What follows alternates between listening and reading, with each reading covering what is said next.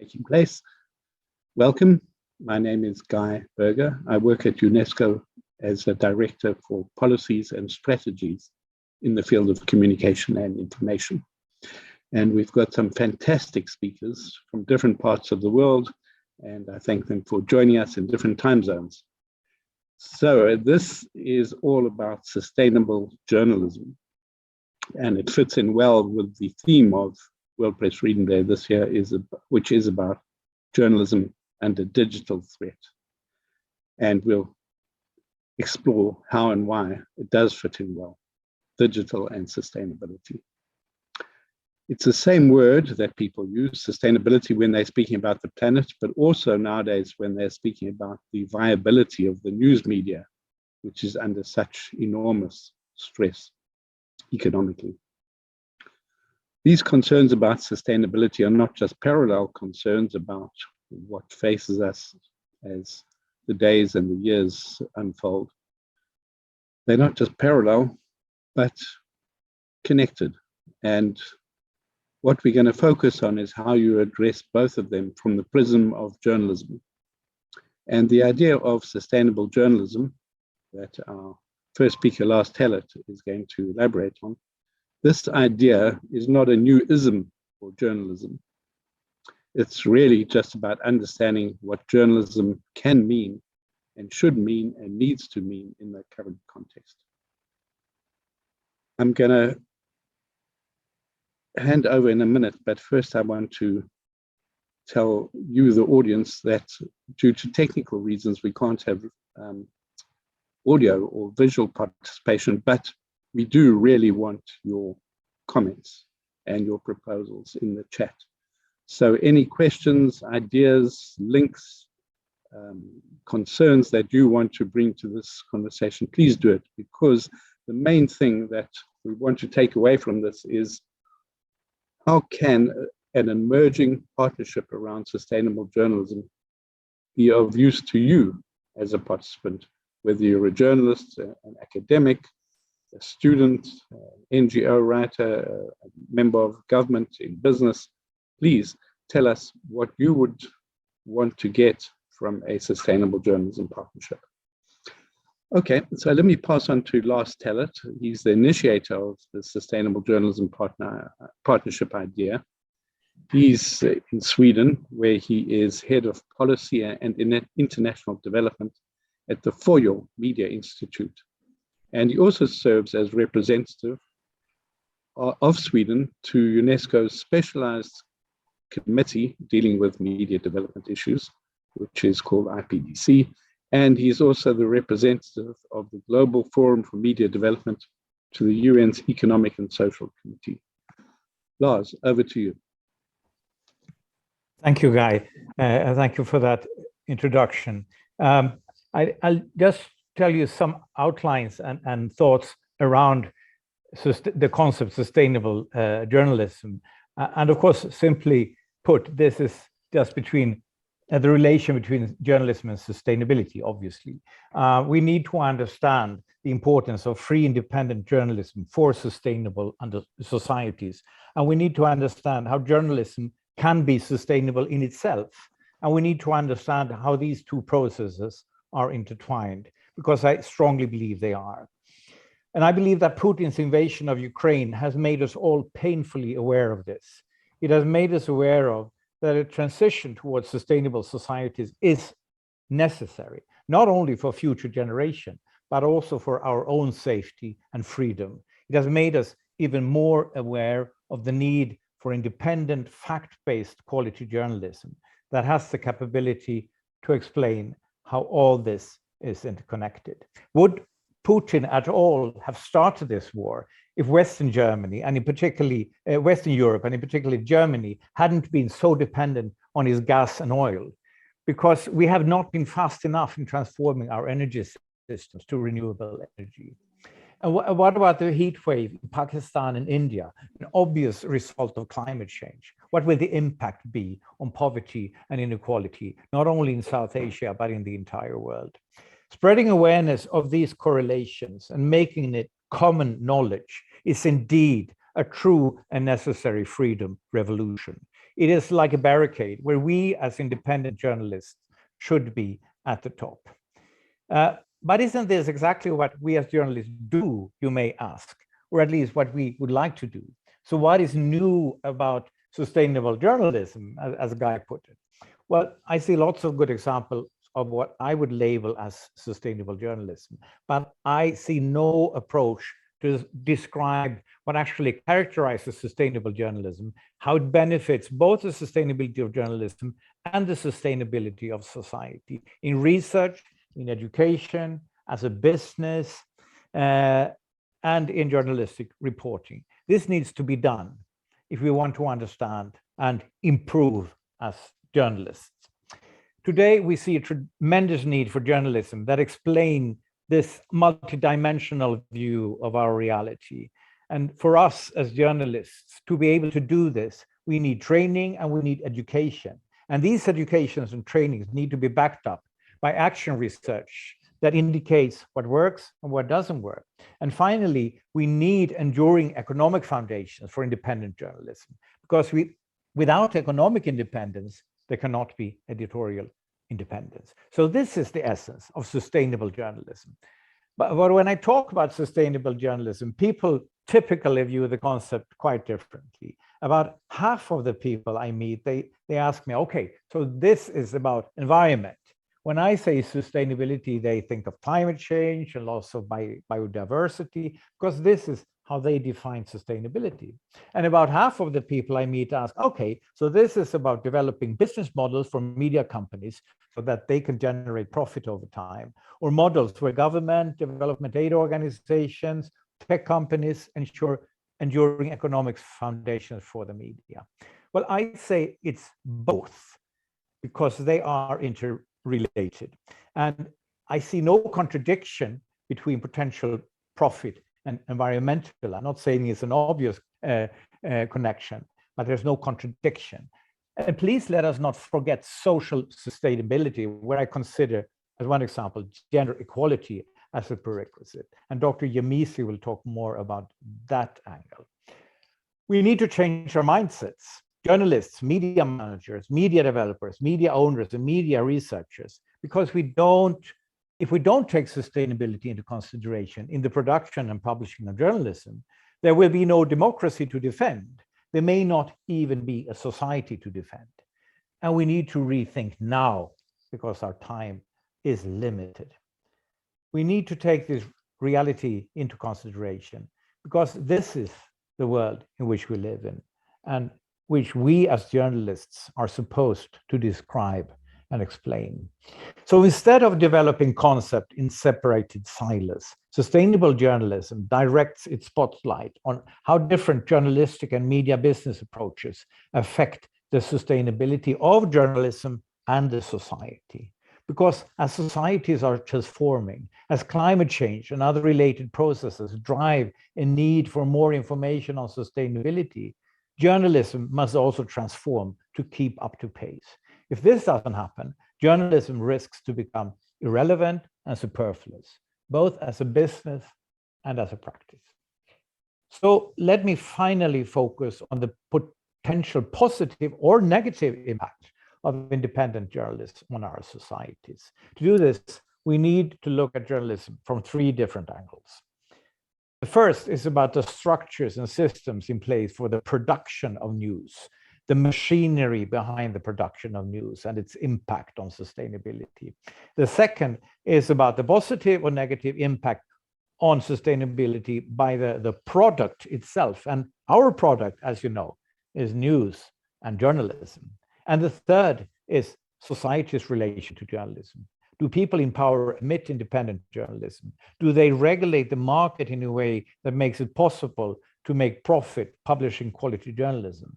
And do they let independent journalists scrutinize how well the promises made in Agenda 2030 in the Paris Agreement are implemented? Because we see that they're not.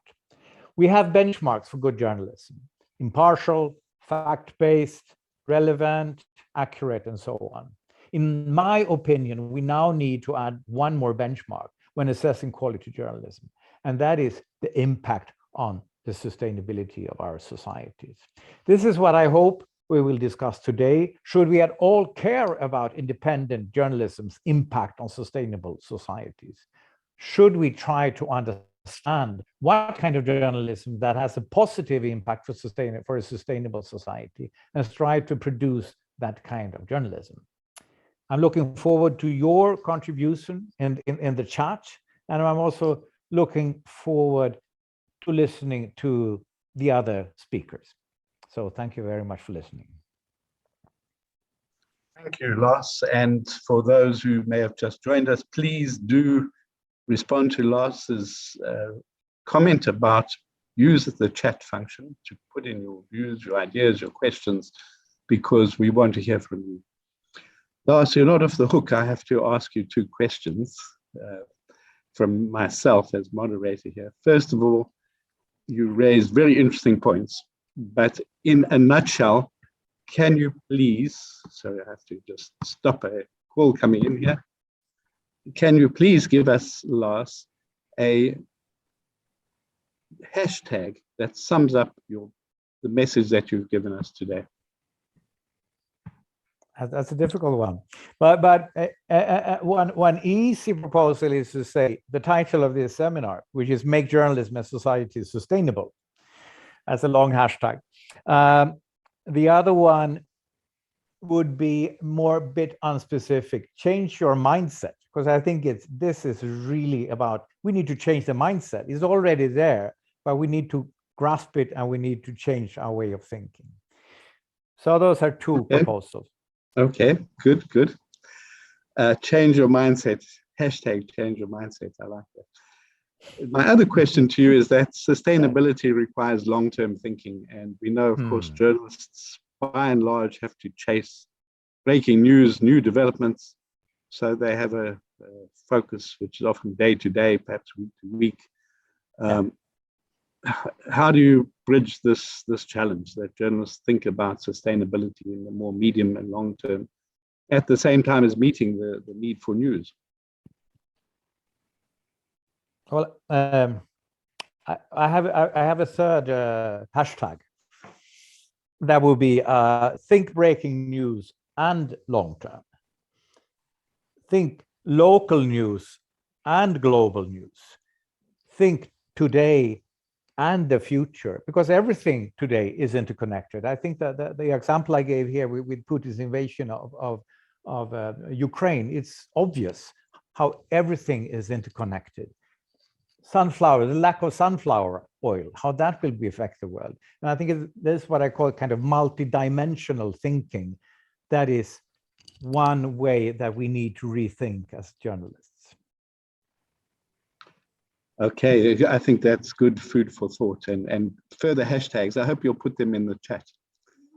So let's come to Dr. Yemisi Akinbobola, who is an award-winning journalist, academic consultant, co-founder of African Women in Media.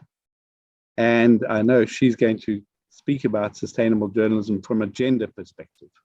Over to you, Dr. Akinbobola. Good afternoon. Thank you, Lars and Guy, for that introduction. So today we're talking about sustainable journalism, and my contribution, like Guy said, is to observe this from a gender perspective. And that is the work that my organization, African Women in the Media, is concerned about. We're concerned about creating enabling environments for African women working in media industries, but also supporting media to improve how media content represents African women.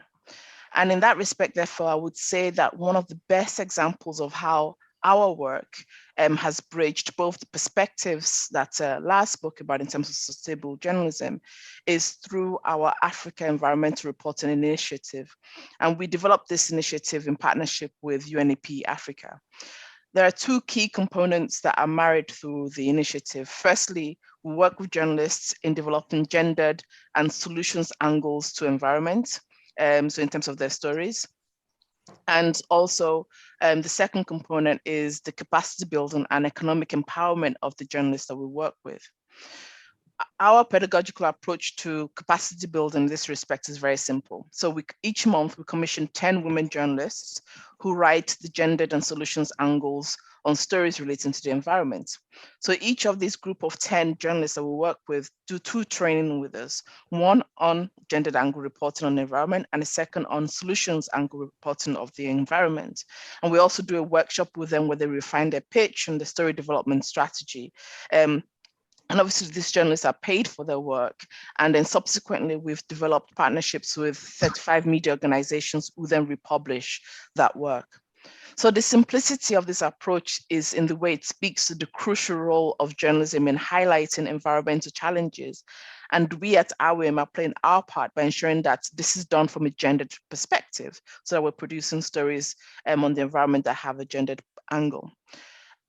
We also have an editors lounge with media partners, and there's a consistent lamentation amongst them in terms of the lack of internal prioritizing of environmental stories, talk less of the gendered angle of these stories.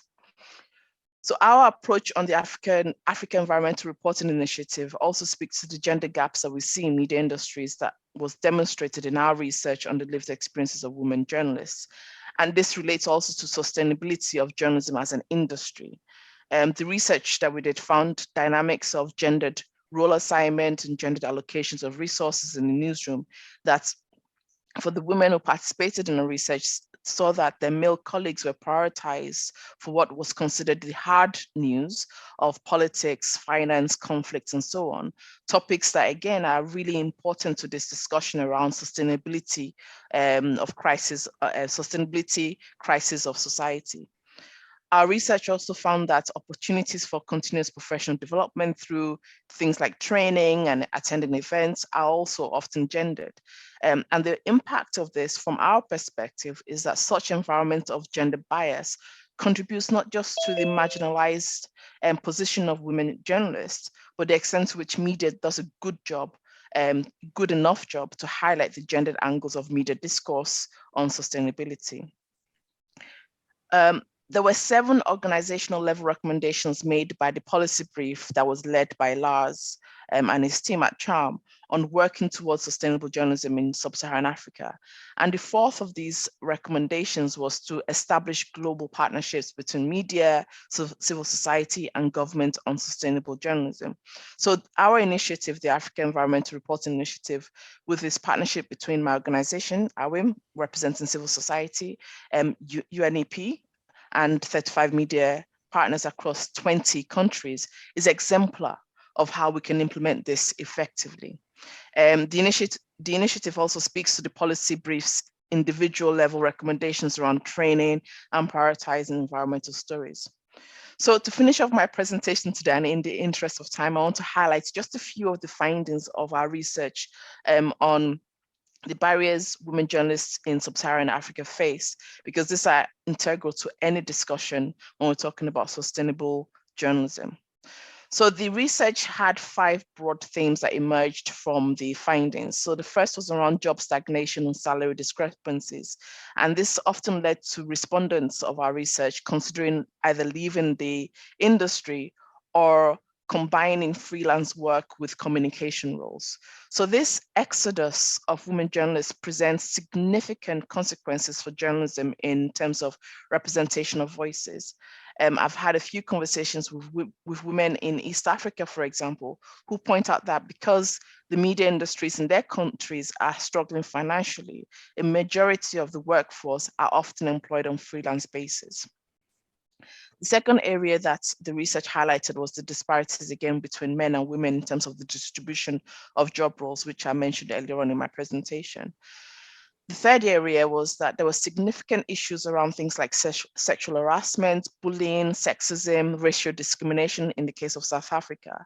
There were also themes around family life and the societal position of women, and how this plays out in media industries too, and how this impacts the opportunities for the progression and retention of women journalists.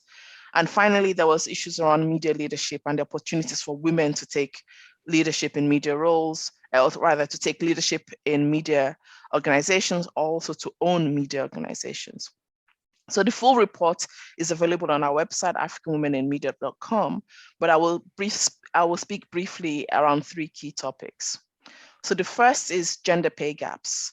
And it was interesting to find that when it came to gender pay gaps, it exhibited in 2 primary ways. So first, in terms of the experiences of being paid less than the male colleagues at the same level, which is kind of what we always interpret when we talk about gender pay gaps.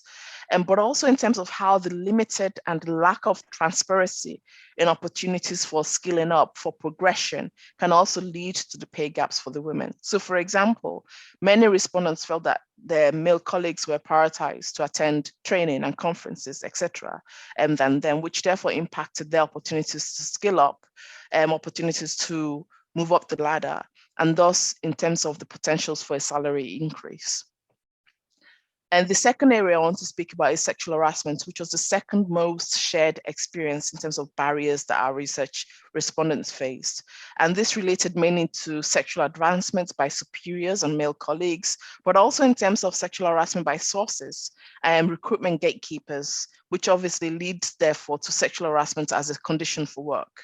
Okay, and the forms of sexual harassment included everything from suggestive proposition of a sexual relationship in exchange for work to online sexual harassment and physical assault. And here again, experiences of sex for pay came up, namely the opportunity that it presents for those in decision-making positions to use sexual exploitation, which is also known as sextortion, as a weapon against low-paid women journalists who are desperate to make ends meet. We also did research on the impact of COVID-19 on East African women journalists, which was supported by UNESCO. And this again highlighted that during the pandemic, sexual harassment didn't just go away because people were not physically together in offices, but actually transferred online into chatting platforms like WhatsApp, for example. So the final point I would like to make in the interest of time is to highlight how much more work needs to be done internally with media organizations and women journalists themselves to understand what we mean by gender discrimination in media industries and the consequences of this at individual and organizational level. And of course, how this ever-present danger is an integral component for any discussion around sustainable journalism. Thank you. Thank you, Dr. Akin Bobola. I think those are really important points about clearly dealing with gender inequalities in journalism and how journalism also reports on those topics. I'm happy to say that the research that you mentioned, UNESCO's IPDC committee helped support some of that, and so it was very, very important. I would really commend people to look at that report, and perhaps you want to put a link in the chat. And again, let me encourage anybody listening to put in your thoughts and tell us in what way this concept of sustainable journalism could address some questions you have, or what would you want to hear or get from a sustainable journalism partnership. I have to ask you before we move on, your hashtag. Sums up your remarks. Well, like Lars, I've got 2. So the first one is report the gender angle, and I think that's pretty straightforward. And the second one is a gender balanced newsroom is a sustainable newsroom. So, which I think speaks to both sides of the coin. Okay, thank you. And please put those into the chat. I wanted to also then ask you, and it's partially encompassed in your hashtags, but maybe there's additional, your top 2 tips to journalists who are thinking about sustainability issues and reporting on them. What should they keep in mind to make sure that they tackle this from a gender sensitive point of view? Yeah, that's a good question. I think generally when reporting on the gender angles, that there a number of ways you could approach it. But first, I think is always things around fairness and the use of language to make sure that you're using the right language to tell stories from a gender angle, but also being conscious of not promoting stereotypes that further adds to the issues of gender bias, gender discrimination, etc. So those very practical things that you can do. But then also there's the issue of sources. Right? Who are the voices that you're using in your news story? So being gender conscious when selecting experts, ensuring that you represent more women as experts in the field on whatever topic that you're discussing. So at AWIM, at my organization, we actually launched a platform called Source Her, which is supported by Fojo Media Institute. So that's sourceher.africanwomeninmedia.com. And this is a database of African women experts from a range of industries. So we're really trying to get more media committed to this idea of making sure that you're balancing your thinking and your use of expert sources, making sure that more African women are represented there. And also when it comes down to things like interviewing, right? Interviewing female sources, again, some cultural and gender sensitivities need to come into this. So for example, in a patriarchal society, some women do not feel empowered to speak to the media in their homes. So you got to also think about the location of your interview, the language of your interviewing, okay? So in such situations now, you might find that the women that you want to interview would feel more empowered to speak in their workplace or out in the field as opposed to organizing the interview at their house. So we must exercise a level of flexibility and be willing to go that extra mile where it's needed. Right. Okay, thanks for that. So let's move on to our next speaker, who is speaking to us from Toronto. It's Supriya Verma, who is a citizen journalist, global sustainability advocate, and social entrepreneur.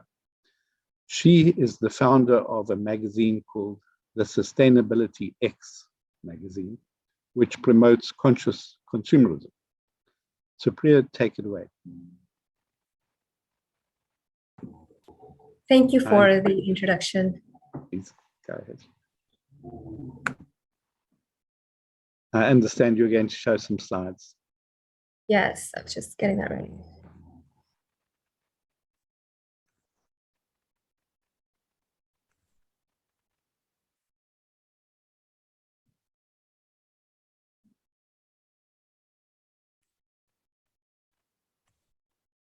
Okay, so coming from a corporate background, can everyone see my slides? Just to confirm again.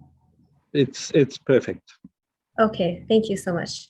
To start off, coming from a corporate background, I've always believed in using business as a tool for creating change.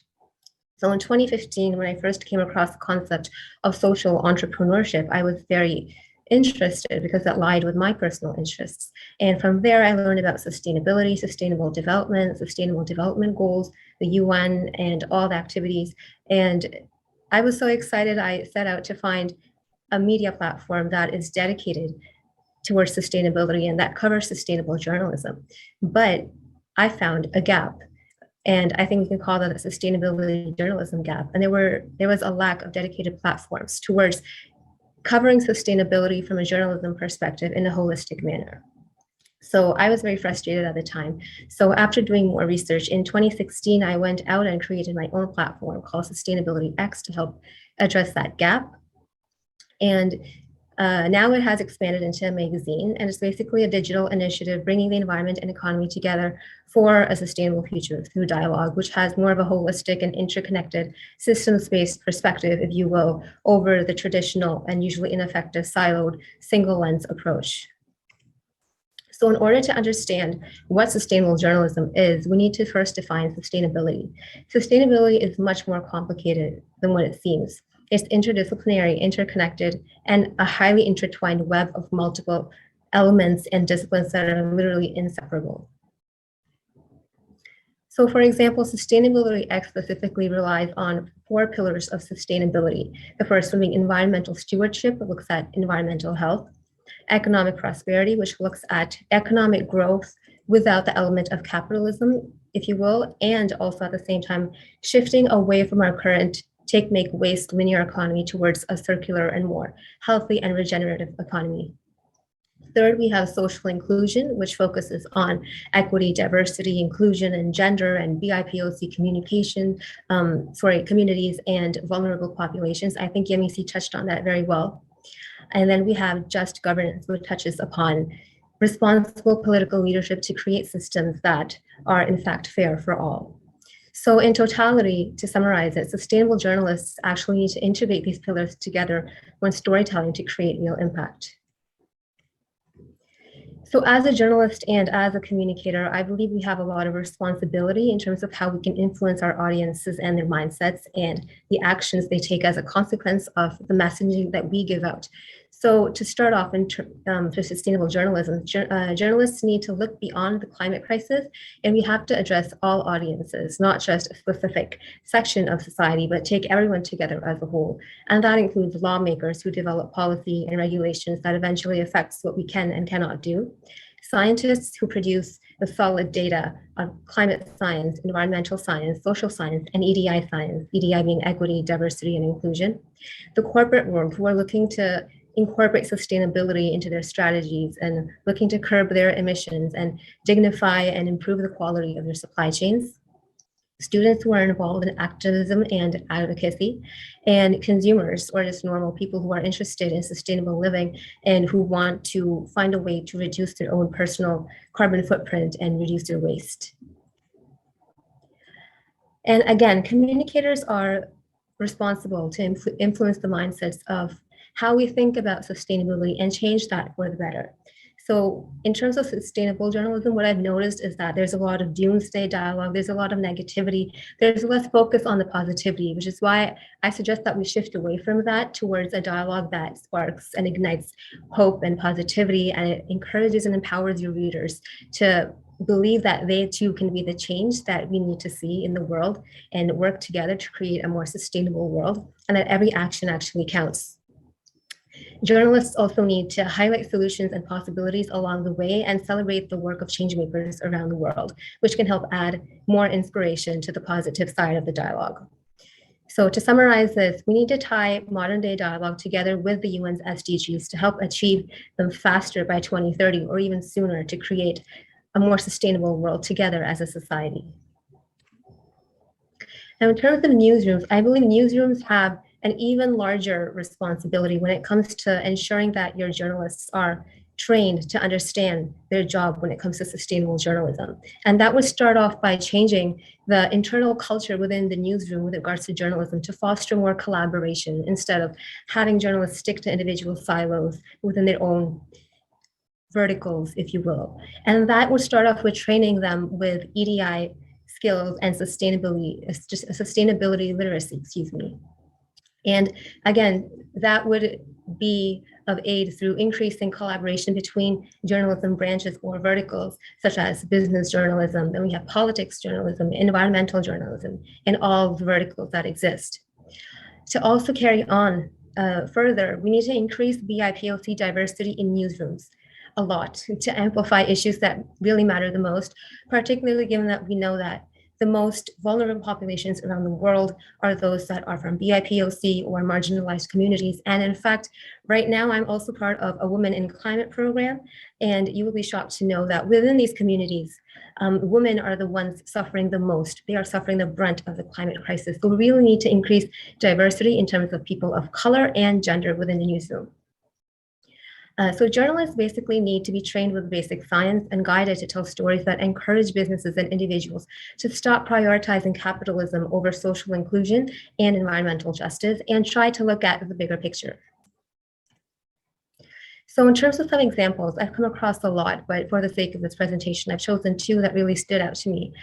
Just last week, I saw a newsletter by a very big media company, which is, I didn't expect this from them, but it was titled China's Sustainable Finance Boom.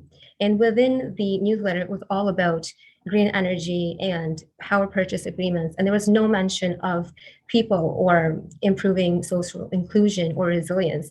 And the first thing that stood out to me was that the word was wrong. This journalist was not supposed to use the word sustainable. And given China's track record with regards to human rights, there is no sustainability without equality. And to be sustainable, you need to be both green and resilient. You can't be sustainable without one of these two components. They come together. So this demonstrates the point that we need more sustainability literacy within newsrooms. Second, I came across a report that was in regards to newsrooms not disclosing diversity numbers of their newsrooms and their journalists and underrepresented numbers. And that was mostly because, or it was assumed in the report that was because they were afraid that the data would work against them, the numbers would work against them. And that is a paradox in itself. And that also demonstrates the point that newsrooms and journalists need to practice what they preach, because we have journalists talking about EDI and social inclusion these days, but newsrooms need to also employ those tactics within their organizations and increase representation within their newsrooms. That also demonstrates the need for newsrooms to change the culture within their newsroom to have a diverse newsroom. And with regards to the future of funding in terms of sustainable journalism, I think it's going to be a combination, if you will, more or less with regards to crowdfunding and collaborations between newsrooms and within newsrooms, between verticals, like I stated before. We can also have paywall memberships, recurring subscriptions, so memberships again, government subscription subsidies. But when it comes to businesses and getting funding from businesses, that is the catch. We have to evaluate ethical sources and make sure that the companies that we're working with are actually delivering on their sustainability promises and that they're just not greenwashing. For example, you wouldn't want to be working with a big oil company and writing pieces on renewable energy when they are clearly not involved in such initiatives. So essentially, the funder's purpose and their values should align with those of the newsroom and the journalists working on the story. So to sum it all up, sustainable journalism is actually a mix of all the verticals within journalism. For example, climate journalism that looks at environmental news, UN conferences, and covers IPCC data. Business journalism that looks at sustainable corporate initiatives or the lack thereof. Political journalism looks at sustainable policy developments, and social justice journalism looks at the issues of EDI, Black Lives Matter, BIPOC issues, LGBTQ, climate vulnerable populations, and women. So to summarize my talk, I would like to end with a very holistic, huge quote. So sustainable journalism allows for stories that have been missing up until now to be shared in new ways to integrated audiences worldwide. Between the system and the individual, the stories which have the power to make us care, change the way we think, and get involved often get lost, and that's the most unfortunate part. People receive different information in different ways, which affects their mindsets. And although the responsibility lies with everyone, including businesses, nonprofits, and governments, the responsibility first lies on journalists and communicators, like I said earlier, who are actually much more powerful than they can imagine, to tell stories beyond climate and capitalism, towards environmental and social justice that resonate with different audiences in a holistic manner to create change. Thank you for listening to my talk. And if you have any questions, feel free to reach out to me at sia@sbsxgroup.com. Or if you have any ideas to pitch or would like to continue the conversation, you can pitch your idea to pitch@sustainabilityx.co. Thank you.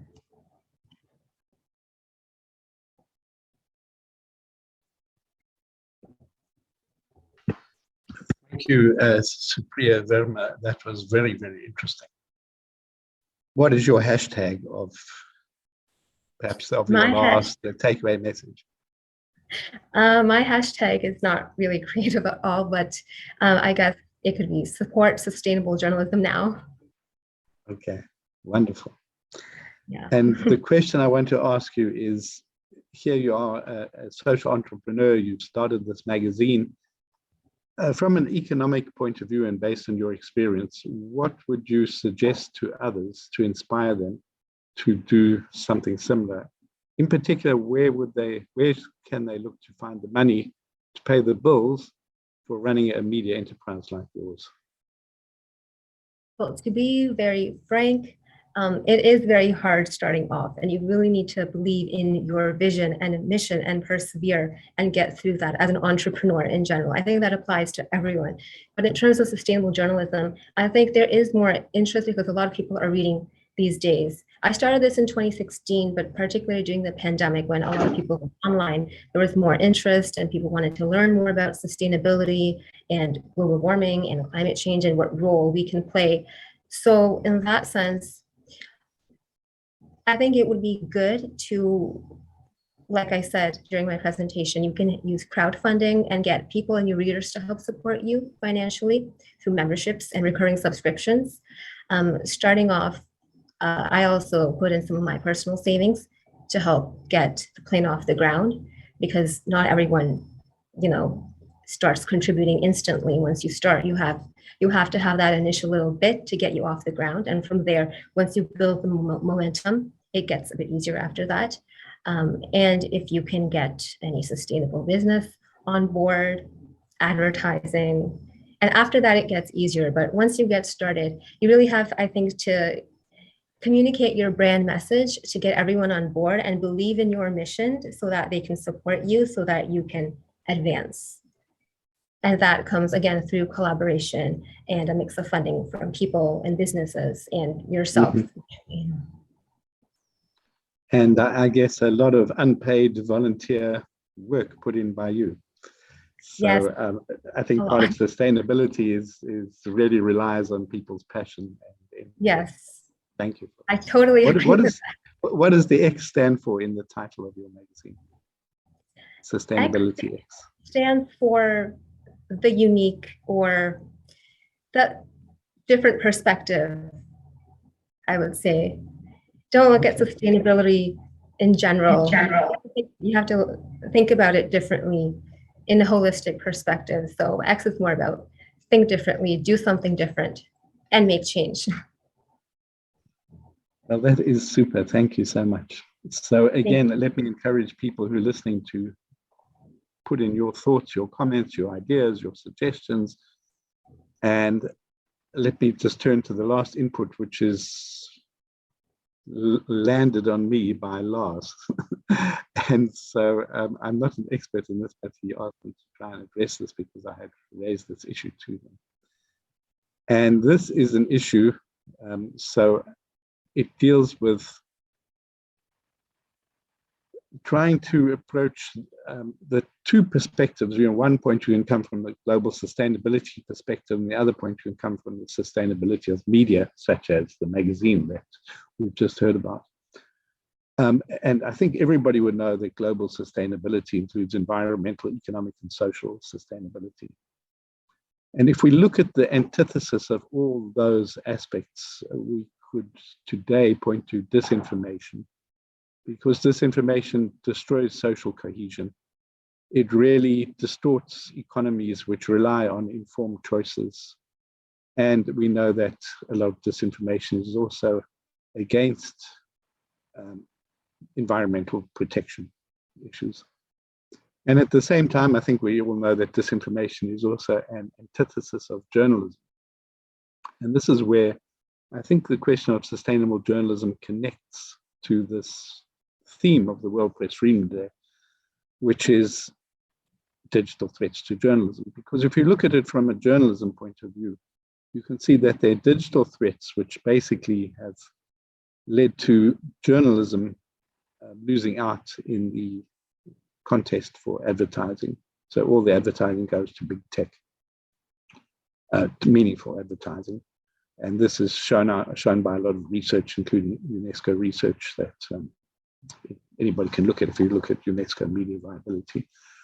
That's the first point. And the second digital threat is that, in a way, journalism has become overshadowed a lot by other kinds of content, including disinformation content. And that's because the commercial models that seek engagement, that want to hold people's attention, tend to give preference and amplification to extremely strong content and emotive content rather than considered content. And if it's going to be about sustainability issues from social, economic, or environmental, and it's disinformation that attracts attention, well, the system just works to promote that and to demote journalism. So I don't want to be entirely negative on the digital side, but there are these digital threats. And I think where it also links to the threat, not just to journalism, but to the way it impacts on global sustainability, is that if we look at a solution, some people would say that Bitcoin is a very important digital development that could help media, for example, have digital subscriptions. And perhaps that's true to some extent. But at the same time, we know that Bitcoin is pretty bad from a climate point of view because of the emissions of all the processing that it takes. So this poses a challenge to the media. How do you report on the threats and on the opportunities with digital, keeping in mind the sustainability aspect? And then I want to add another thought to this particular perspective, which is that, you know, we've seen, for example, with COVID disinformation, which I suppose you could say is a threat to health sustainability, but COVID disinformation was often driven by vested interests.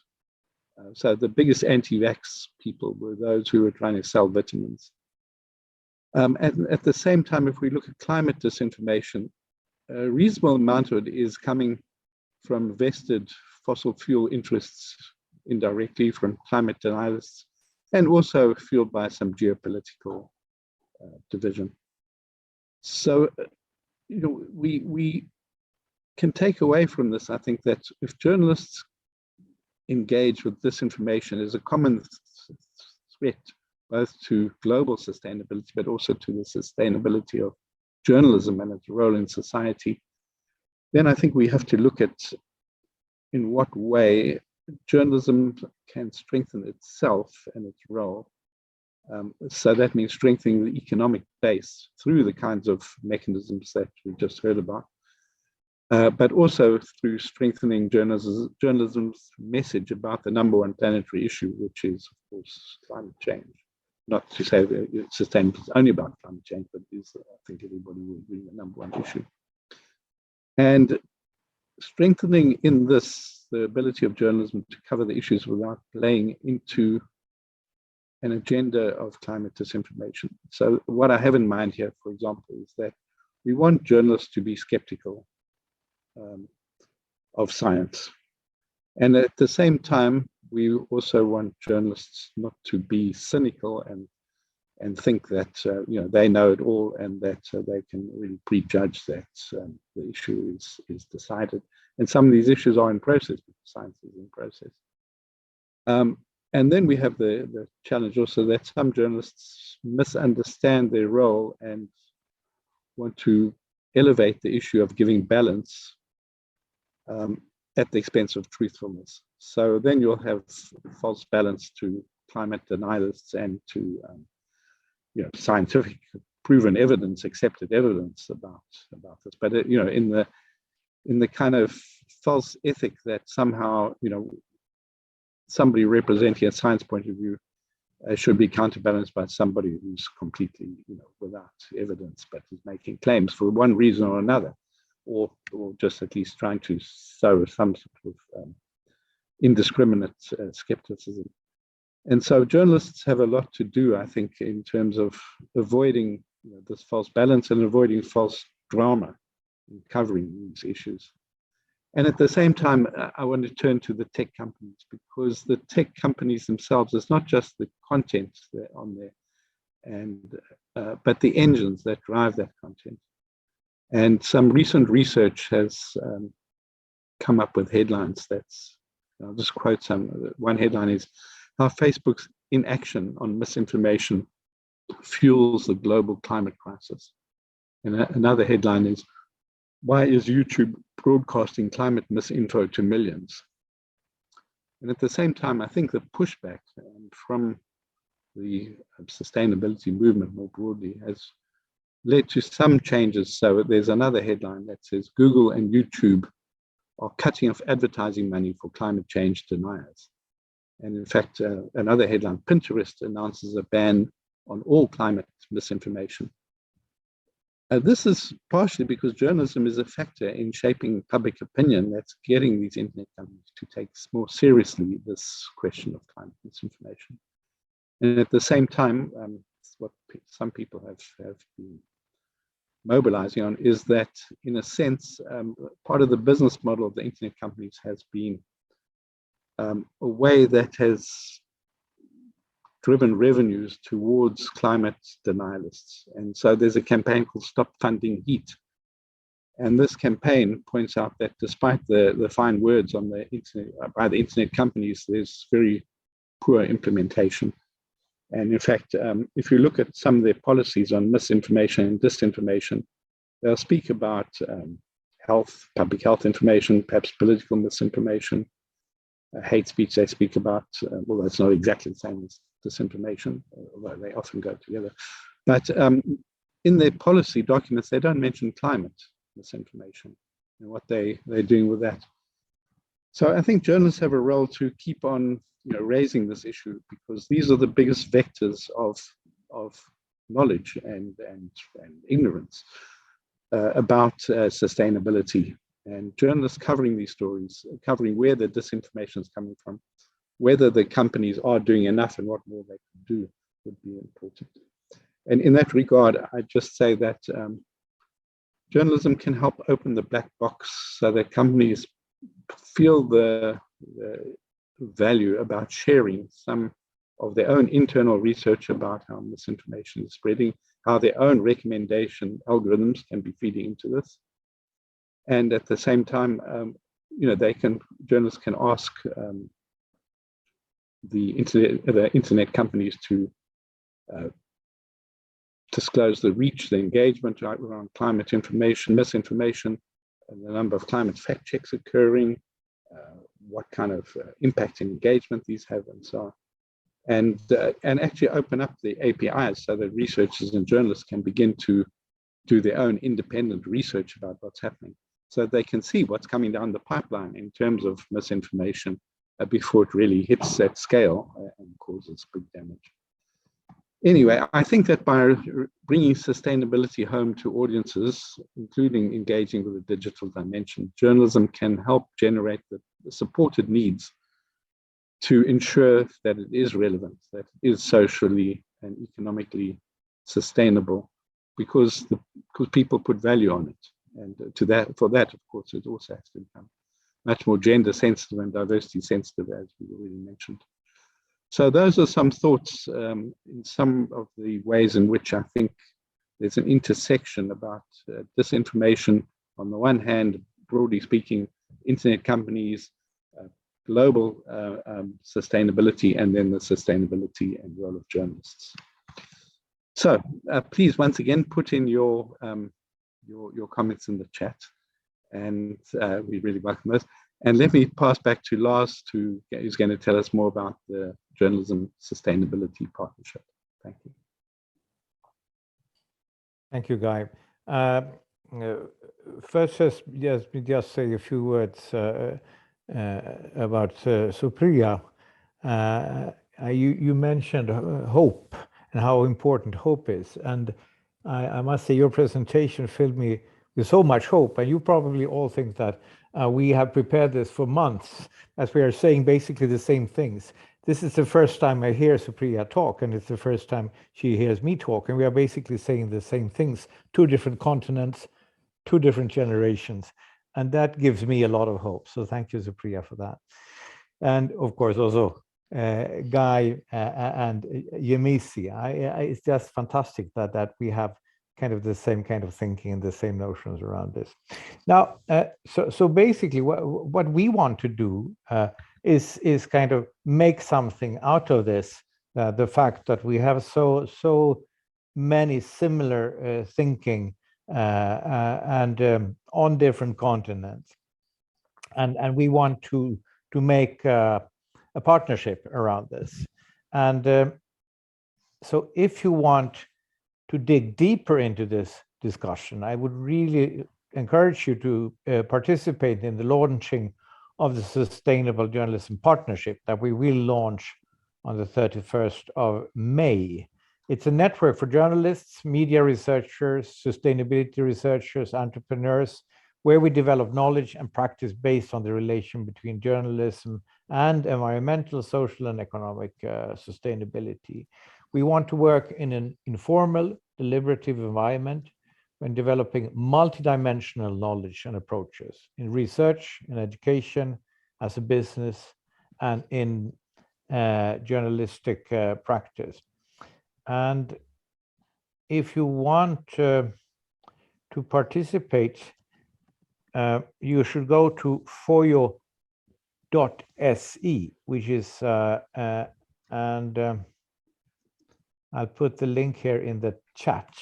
But if you can't read it for some reason, I can just encourage you to check fojo.se. Everybody remembers that. And there you can actually assign for this conference. And it's a hybrid event, so you can be there online. You can participate online. If you want to see beautiful Sweden in June, you're most welcome to join us on site. It will be an event both in Kalmar, where the Linnaeus University is situated, where I work, and also in Stockholm, where I also work actually.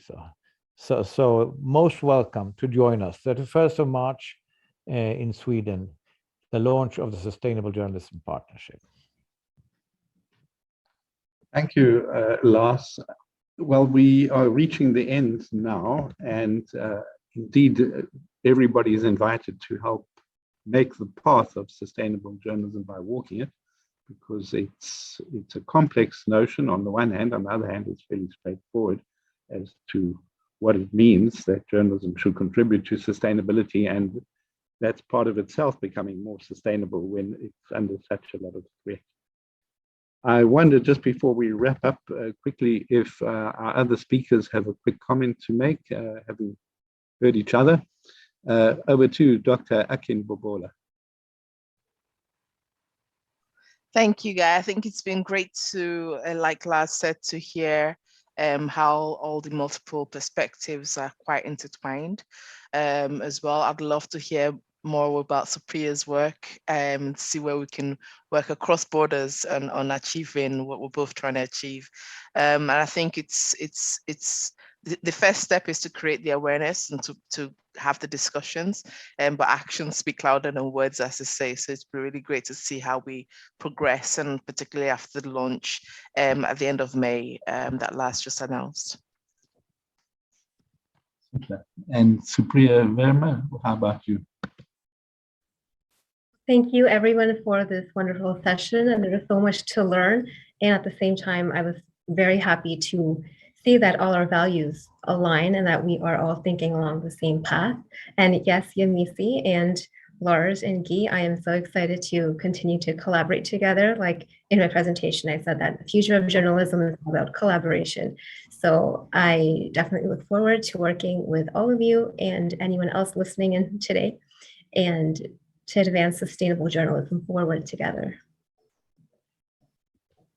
Excellent. Well, let me wrap up then, and again, encourage people to put comments into the chat, and we will certainly take note of them, and follow this Fojo, fojo.se, to keep up with the discussion, participate in it. Because it's World Press Freedom Day, let me conclude with a short remark here that sustainable journalism is, I suppose, almost by definition free journalism, because as long as journalism is captured for particular purposes, whether public relations or propaganda, it definitely can't play its role to contribute to sustainability, its own sustainability or global sustainability.